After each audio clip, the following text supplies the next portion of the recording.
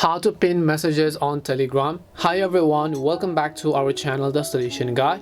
So in today's video I will simply guide you on how you can pin messages on Telegram to the top of your chats feed. So just make sure to watch this video till the very end. So if there is a specific chat on Telegram that you always wanted to be at the top of your chat feed, no matter how many chats or many chats that you don't or receive from that specific person, you always want to show it at the top. It's very simple to do that.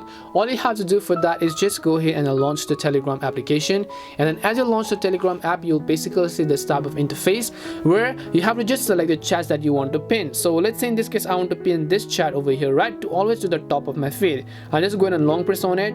Then all I need to do is after I select, you'll see the green check over here.